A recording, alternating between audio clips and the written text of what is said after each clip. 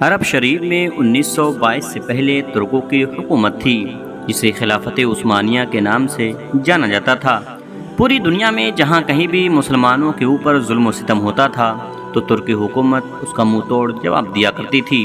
امریکہ، Europe یا جتنی بھی بڑی بڑی یورپین کنٹریز تھیں، عیسائی، یہودی، تمام لوگوں کو معلوم تھا کہ جب تک خلافت عثمانیہ باقی ہے ہم مسلمانوں کا کچھ بھی نہیں بگاڑ سکتے۔ ان تمام لوگوں کو اگر کسی کا ڈر تھا تو وہ خلافت عثمانیہ تھی، لہٰذا اسی وجہ سے ان لوگوں نے خلافت عثمانیہ کے خلاف سازشیں کی اور خلافت عثمانیہ کو ختم کرنے کے لیے منصوبہ بندی شروع کر دی۔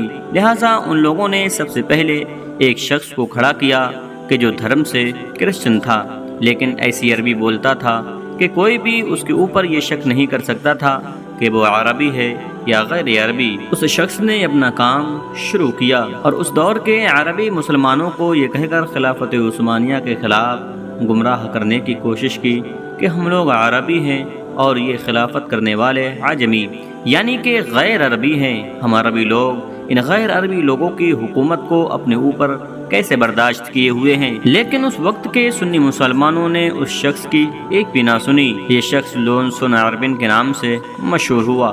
آپ گوگل پر جا کر چیک کر سکتے ہیں اور اس کے بارے میں ویکیپیڈیا میں بھی ڈیٹیل سے پڑھ سکتے ہیں۔ اس آدمی کی ناکامی کے بعد امریکہ نے ایک اور آدمی کو کھڑا کیا جس کا نام ہمفرے تھا۔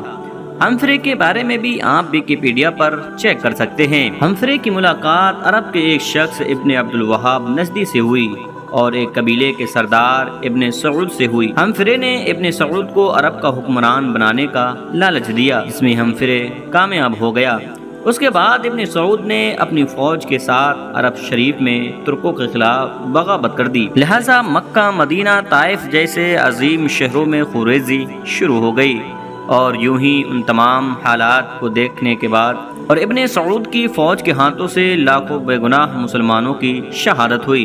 لہٰذا ان تمام حالات کو دیکھنے کے بعد خلافت عثمانیہ کی طرف سے یہ اعلان کیا گیا کہ ہم مکہ، مدینہ اور طائف جیسے عظیم شہروں میں خونریزی نہیں کرنا چاہتے ہیں، کسی بھی مسلمان کا خون بہانا نہیں چاہتے ہیں، لہٰذا ہم عرب سے خلافت عثمانیہ کو ختم کر کے اپنے ملک واپس لوٹ جائیں گے۔ لہٰذا اسی دن سے مسلمانوں کا زوال شروع ہو گیا۔ حجاز مقدس کا نام اسلامی تاریخ میں پہلی بار بدلا گیا، لہٰذا حجاز مقدس کا نام ابن سعود نے اپنے اوپر سعودیہ عربیہ رکھ دیا۔ لہٰذا جو جنت البقیع اور جنت المعلی میں جو صحابہ اکرام اور اہل بیت اطہار رضوان اللہ تعالی علیہم اجمعین کی مزارات تھیں، ان تمام کو توڑ دیا گیا۔ اور آپ کو بتا دیں کہ حرم شریف میں جتنے بڑے بڑے دروازے، بڑی بڑی عمارتیں تھیں جس کے نام صحابہ اکرام یا اہل بیت کے نام پر تھے، ان تمام ناموں کو بدل کر آل سعود یعنی کہ ابن سعود اس کی اولادوں کے نام پر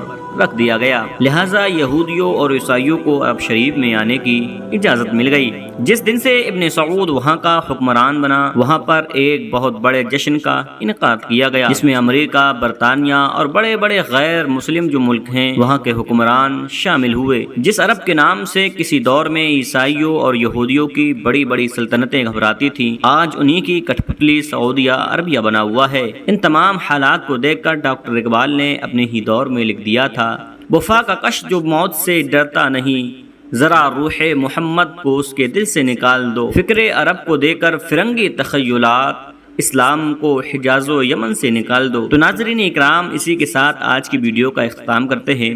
ویڈیو پسند آئے تو ویڈیو کو لائک شیئر ضرور کر دیں، اور اگر ابھی تک آپ نے ہمارے چینل کو سبسکرائب نہ کیا ہو تو چینل کو بھی سبسکرائب کر لیں۔ ملتے ہیں ایک نئی ویڈیو کے ساتھ، تب تک کے لیے السلام علیکم، خدا حافظ۔